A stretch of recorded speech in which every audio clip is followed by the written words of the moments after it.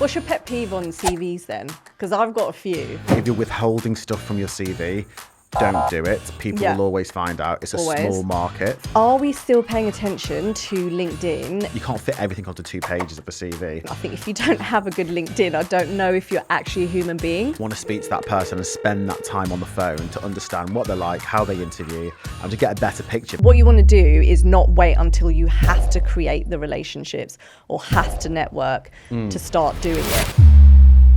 So welcome guys to a Digital Cheesecake podcast with myself and Sarah. So Ellie's taking a flight to Croatia. Lucky Ellie. Have fun in the sun. And we're going to use this opportunity, guys, to talk about how to get that first call as a person who's looking for a job. And before we dive into it, remember guys to hit the subscribe button, follow us on YouTube, Spotify, as well as Apple. And I just want to also say, for those who are maybe tuning in for the first time, or give us a shout out. Give us a shout out. Yeah. But myself and Jack are recruitment directors, which is why we're going to be talking all things recruitment today. So yeah, diving into how to get the first call. Yeah. What would you say as a first point? So we need to just break it down. Yeah. I think. We can talk about one of your posts actually, because something that I think can be quite frustrating for people at the moment is that applications aren't really just the end game now. So a lot of people have said, right, okay, I send my application, my CV's good, I've got good experience, surely you're going to call me. Yeah. I should get a call or a consideration. Yeah, I should get maybe not the first call, but I'm definitely going to get a call. Yeah. And you did an interesting post on LinkedIn that actually kind of maybe not debunked this topic. I think you got 50% negative, 50% positive, which is about usual. Yeah. But I think for my point there was, if there's a role out there and it's getting 600, 700, 800 applications, you're not going to get the first call. Yeah. Well, unless you're the first person to apply for it within 24 hours, which you want to be. So you need to be scouring LinkedIn pretty much every day. There are people who say to us, I'll probably carve out 1 day a week to look for roles. But I would say look at it daily, every morning, every afternoon, because you want to be the first CV across for an application. You want to be the first person trying either the internal recruitment team or the recruiter, so that you get that first call, and then hopefully you're in the first batch of CVs sent to a client or for consideration, because you want that first interview, don't you? But what about these things of what we're saying, extra messages, extra calls? So I think one thing, so if we're looking at agency recruiters, every agency recruiter have their own kind of way of doing things, or maybe means of communication that they prefer. Me personally, I do think LinkedIn messages are good, because then the key thing is that if you're just sending a message on email, you haven't attached your CV or your LinkedIn profile. I have no idea what you do. You could be completely unrelated to the industry, and I can't tell who you have to do. So you're giving me extra, you want me to basically look up your name. You want to help the recruiter. Yeah, that's it. So you need to help the recruiter, because if they're going to look up your name and your name is John Smith, they're most likely not going to find you. So at least send through your LinkedIn profile, your CV. I think LinkedIn messages are really good, because I can. So we get people emailing us, don't they? Straight away. And they just say, I'm interested in this role. Yeah. We don't know who they are, just a name. No CV, no LinkedIn profile. And if we're short of time and we've got 700 to 800 applications, and if your name's like John Smith, 2 really popular names, it's going to be hard to really find you, isn't it? So if we're pushed against a deadline in that day anyway, you probably won't get an instant response. So you just need to do as much work as possible to help the recruiter or the internal recruitment person know who you are. Message on LinkedIn. I think WhatsApp messages are good if you already have a relationship with certain recruiters. So if you're scouring things and you see things on LinkedIn or a LinkedIn post, WhatsApp messages are good. I know that you like calls. Yeah, I mean, but do you want to get 600 calls? I don't know. If I know if somebody's calling me, I've already built up that relationship up with them, which you need to do over time. They have my number, they've seen the vacancy, and they're giving me a quick call. So they're the ones I've already vetted, already have existing relationships. I may already know they can already do the do. So if you're applying for a role which has 700, 600 applications, unfortunately, Even if you're the best candidate, if you haven't written the best CV, if you have not done the best approach and trying to find somebody, you're not going to get that first call. But it's all about margins, isn't it? So I think generally speaking, speak and reach out to as many industry professionals who are specialists within your field in recruitment and build relationships up with them, and do that when you're searching and when you're not searching. So check in week on week, because I think that's a big thing. Like if you are searching, a week or every couple of weeks, and then you can be remembered, because that's the other thing. What you want is to build up a relationship that you have with the recruiter, that as soon as they get a role in, they will think, Chrissy or Jeremy. Yeah, I know Chrissy. And you got to also think that a lot of recruitment teams will speak amongst themselves. So they'll say, John Boy, do you know, I've got a CRM role, what candidates are you working? Yeah, who have you got? What candidates you're working with? So it's not just the director of a recruitment business that you want to be speaking to. It is people who have the roles, because a lot of people within the recruitment agencies will be talking about candidates amongst themselves. And that's the same thing that we would do. Team member says, oh, I've got this role. Who do you know? That's exactly what we're going to do. So relationship with recruiter, do it that way. If we were to pedal back, let's look at the CV, because that is obviously the key thing that you want to hook any recruiter So I spoke to somebody this week who sent a CV, had a conversation with this person, and I just think just be really transparent with whoever you're speaking to.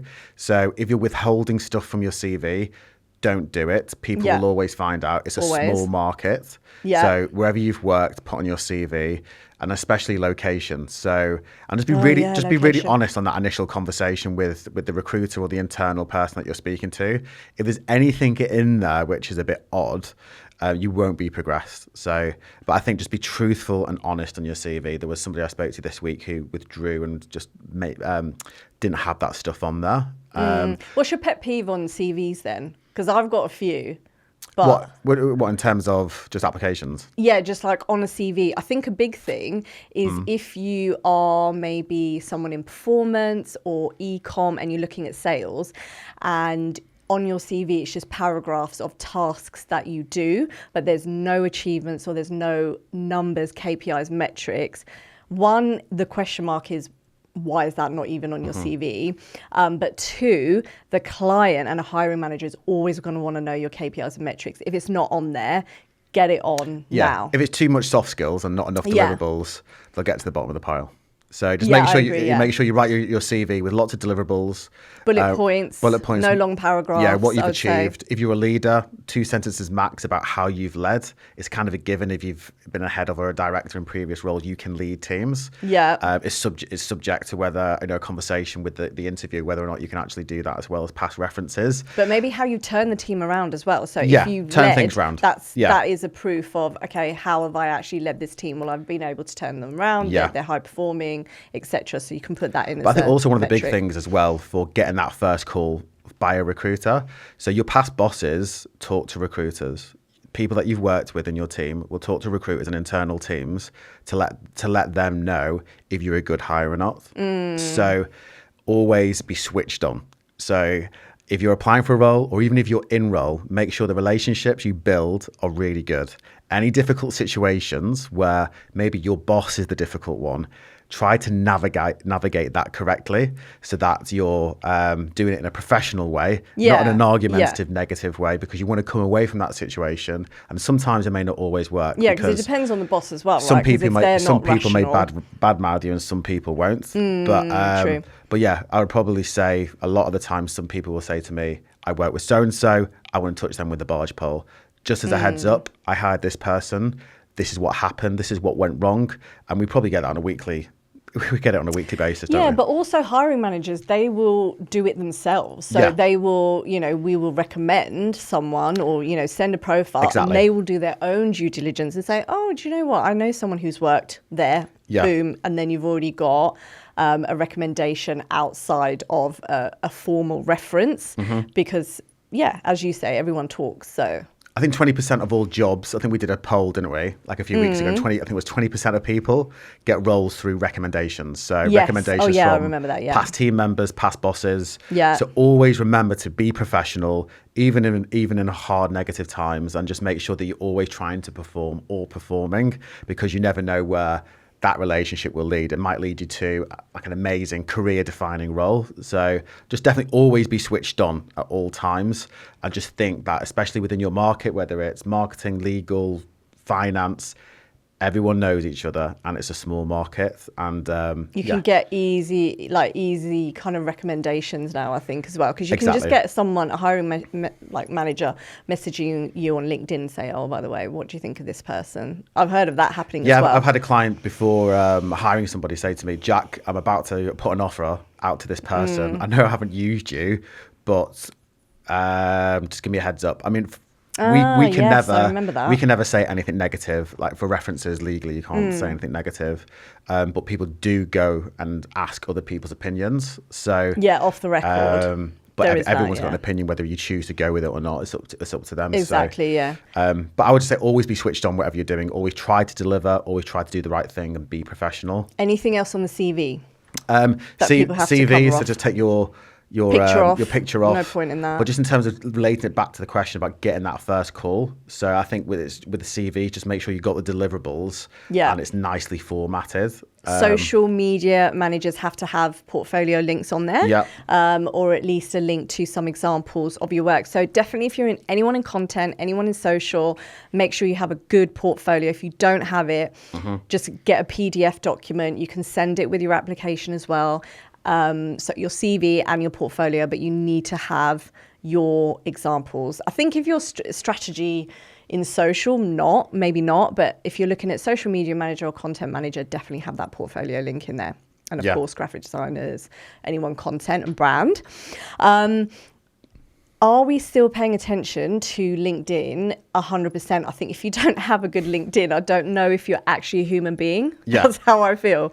If I Yeah. get a CV and they don't have a LinkedIn, I think, They don't okay, exist. this is But I think everyone spam. has a LinkedIn profile nowadays. Yeah, I think so, but it's about being active on it, because I think you can have it and maybe just have a few boxes of the companies you've worked at, but if you pad it out, put in some keywords that people want to see when they're doing searches and they're Yeah. searching for you in your kind of headhunts and things, I think that will really, really help as And well. if somebody isn't getting that first call, so they're speaking to a lot of people and they're saying, oh, this role's been live for a week, or I'm calling you for the first time about it, or I applied for this role, I'm speaking to the recruiter a week after applying for it. What can they do to get the first call? So we've already covered some other things, but is there anything else that you think people can do to make sure they're in that 1% percentile of people who are applying and will get that call? It's trying to get through. I think if I'm to speak about it as a recruiter, it's trying to get through to the recruiter. I'm not Exactly. asking for 10 Yeah. calls. I really am not. But I think the biggest thing is that if you're highlighting your profile on a LinkedIn message or a WhatsApp, LinkedIn message is really good because you can literally just look at the profile straight away, look at, the core keywords, or, if you've got paragraphs and your key bullet points, even Yeah. better. And I know straight away, I'll look at your profile and think, oh, actually, yes. So if I was to think of recent placements, a lot of them, or even recent kind of candidate lists of who we've sent across, a lot of them have come from direct messaging on LinkedIn. Okay. Because it's just sort of I think it's cutting through the noise. It's just saying, oh, by the way, I've seen this role. I'm interested to talk. Then I can go Yeah. straight onto your profile.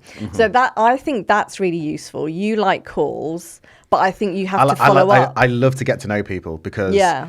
CV, I like calls, yeah, but CVs, the initial call. if I'm looking at 700 CVs, I don't have time to spend a minute to 5 minutes on each. So it's a exactly. few seconds. So in my mind, if I like something on the CV, key deliverables, the right brands, the right sort of experience, Really key, I want to speak really to that clear. person and spend that time on the phone to understand what they're like, how they interview, and to get a better picture, because you can't fit everything onto 2 pages of a CV. Yeah. You'll get that from speaking to them and drawing out the information through the lines of questioning that you've been given from the client, which is on the JD. So you'll get a lot of it from conversations. Yeah. So I think, as Sarah said, message. If you see follow up, I think follow following up as well, because one message could get lost. It depends if it's a head off role, like a head of marketing or digital director. We're going to get absolutely plastered with the messages, so you probably do need to follow up. Yeah, follow up. I would say, but follow up weekly. So have an Excel spreadsheet. Probably more than that, like every couple of days. If you would say, well, it depends. As much as possible. Just don't think you're harassing people, because people do get busy and miss things. They might miss the first message, the second message. So just make sure you're consistently messaging every 2 days or a week until they actually pick up the phone and you get their number. If they do reply, then you've got their mobile at the bottom of the email. And then as soon as they've emailed you, just pick up the phone to call them and start talking to them whether or not they can consider you for the role. So, and if you call them, you can't get through to your recruiter, leave a message, leave a WhatsApp. Yeah, text as well. Yeah, voicemail is a bit question mark, because I don't know, do people listen to their voicemails these days? Also, if somebody can refer you to them, so like another candidate or somebody who's worked with them in the past, and just say, can you set up a call with Jeremy over at agency A or company A, because it's internal, can you do that for me? So so I think good CV, send that through, but then follow up with a message to say, I've sent my details through, I want to speak to you about it. This is maybe they could say, this is why I'm good for the role. Or if you just give your key, like in your message, just give your key companies that you've worked for and you've worked in paid and testimonials on the bottom of LinkedIn. I don't really read those. So I wouldn't say, I mean, everything's marginal. So if somebody's going to scroll all the way to the bottom of your LinkedIn and see your testimonials, it's good to have a few there, I would say. But the biggest thing is, if you work in a particular sector, just build key relationships up with everyone, because these key relationships can introduce you to a brand, and also they can give you the first call from a recruiter. And just make sure you're consistently messaging them every single week, because when you get a role, you want to think Jeremy and get that first call. Exactly. So keep touching base with your recruiter, build a relationship. I mean, we talk about it a lot, and I know, but it is people. I think a lot of people are starting to do it, but maybe not realizing how important that relationship with your recruiter actually is. Exactly. Because I think if you're looking at internal recruiters, it's fine. You maybe don't need to build up a relationship with them because it's one brand. But if you want access to multiple brands over the lifespan of your career, then it needs to be with recruiters. Because they're going to have access to multiple brands. You can make a relationship with one internal recruiter, but then you're expecting them to go to multiple brands over their career span, and maybe they won't. Maybe they'll go to one or two, or, you know, might come out of that. You just don't know. So recruiter relationships. So the most popular 100%. way people get roles is either directly applying to brands. The second one is through recruiters. And then the third one is through referrals. So you just got to make sure that you're ticking all the boxes and just making sure you're doing literally everything. But you're right, building up relationships with recruiters, you can have access to loads of different brands. Exactly. So go out for coffees with them, make the time to get them to know who you are, what your deliverables are, what you're looking for, and just make sure you're doing your thing from your end and just following up. And when you're in role, just touching base, because you want to get that first call when you're in a role about a career defining opportunity, which is 20, 30K higher than what you're on currently.